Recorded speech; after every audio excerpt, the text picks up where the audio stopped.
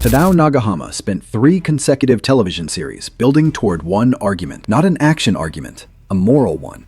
And the last entry in that trilogy, Daimos, is where he finally said everything he'd been working up to say, all 44 episodes of it, under his personal direction, start to finish. By the end of this, you'll understand not just what Daimos was, but what it was for. What one director embedded inside a robot showed that the genre had never once tried to say before, and you may find yourself genuinely reconsidering who the real villain of this story is. Here is something that almost never gets said about the super robot shows of the late 70s. Nagahama looked at the entire genre, the explosions, the monster of the week formula, the reliable commercial machinery of it, and he decided, systematically, across 3 productions, to break it. What they kept buried under decades of toy commercials is that Daimos was not an action show wearing a drama costume. It was a sustained argument about war and displacement, and what we do to people we've decided are not like us. The man who made it built it that way on purpose.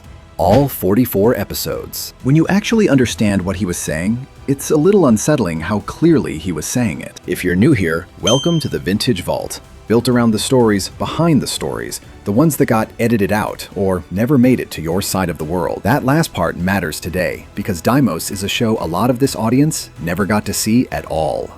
Hit subscribe and stay with this one.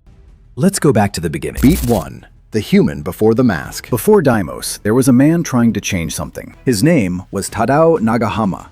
And by the mid-1970s, he was working in a genre with very specific rules. You had a giant machine, you had a young pilot with fire in his chest, you had an enemy, alien, mechanical, usually both, that existed primarily to be destroyed in increasingly spectacular fashion. Every week a new monster appeared, every week the robot defeated it, credits rolled, toy sold, repeat. Those rules existed because they worked. Mazinger Z had proved it, Getter Robo had reinforced it, the formula was reliable, the demographics were locked in.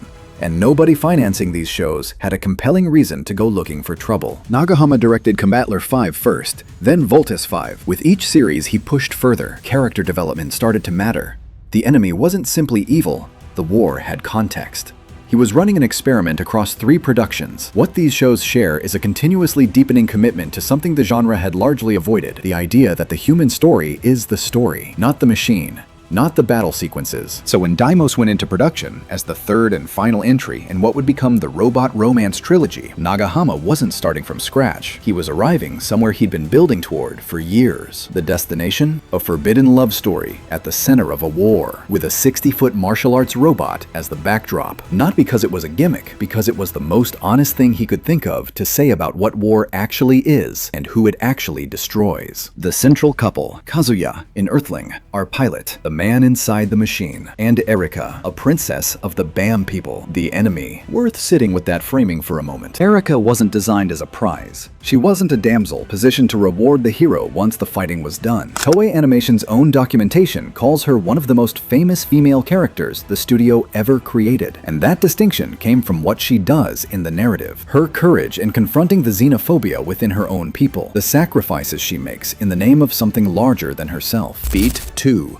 The wound. That is the wound Nagahama was pressing on. Not the wound in Kazuya's heart, but the wound in the audience's understanding of why wars start and who ultimately pays the price. Their world was gone. That's where the BAM people begin. Not as conquerors, not as a civilization with expansionist ideology or territorial ambition. They begin as refugees. Their home planet has been destroyed. They are traveling through space on overcrowded ships looking for somewhere, anywhere, to survive. They arrive at Earth. Earth does not welcome them. Earth sees them as invaders. A displaced people, forced from their home by catastrophe, traveling in desperation toward a world that has no place for them, encountering fear, encountering the kind of hatred that doesn't need evidence to sustain itself.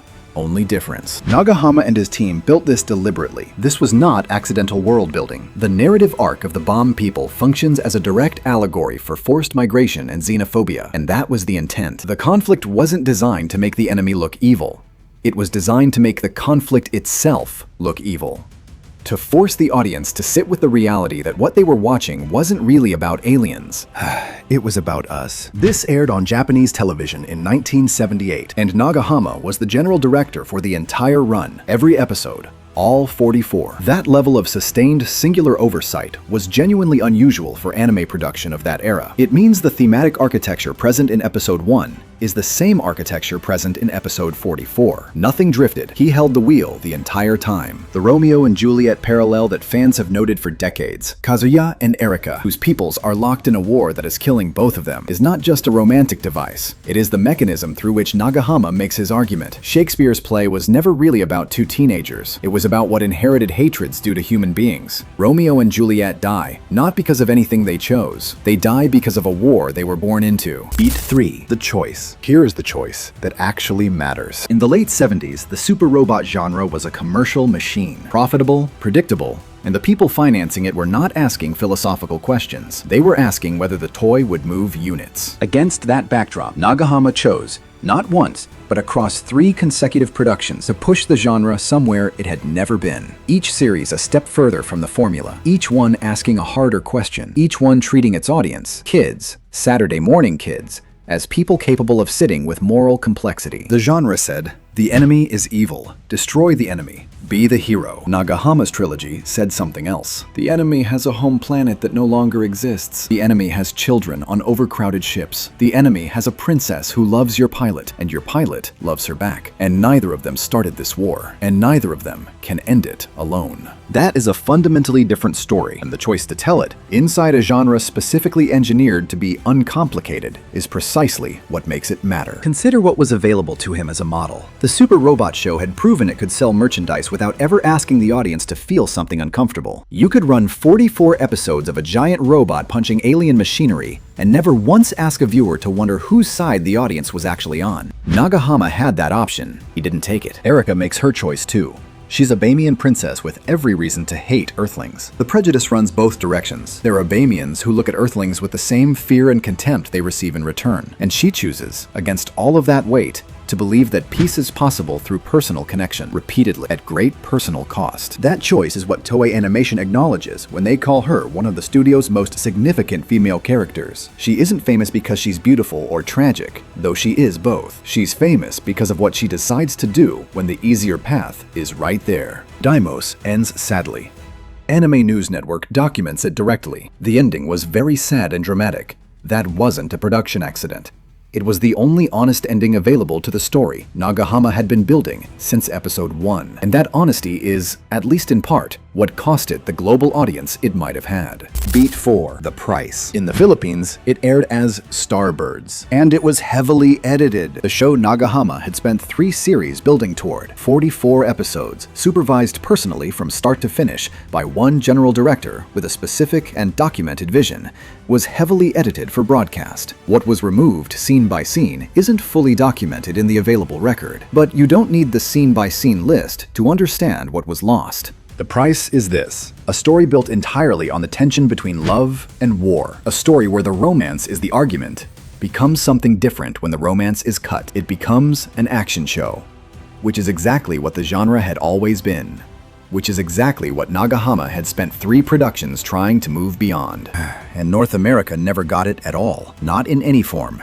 Not edited, not dubbed, not localized. Daimos stands as one of the significant super robot series of the era that never received an official North American release. That absence has a specific weight when you think about what was coming through the filter at the same time. Shows that did reach North American audiences, often stripped of their darker themes, their complex politics, their morally ambiguous antagonists, shaped what American viewers knew and expected from anime. The template was set by what got through. Daimos never got through. The allegory about displacement and xenophobia, built into the bones of the show by a director who cared enough to supervise every episode himself, never reached the audience that might have most needed to sit with it. There's an irony here that Nagahama himself might have recognized. The story of Daimos is about what happens when fear prevents people from seeing each other clearly, when a displaced people is met with hostility instead of understanding. The story of Daimos in the world is the same story. The show was displaced from markets that edited it or ignored it. The connection it might have made, the specific connection Nagahama was trying to build,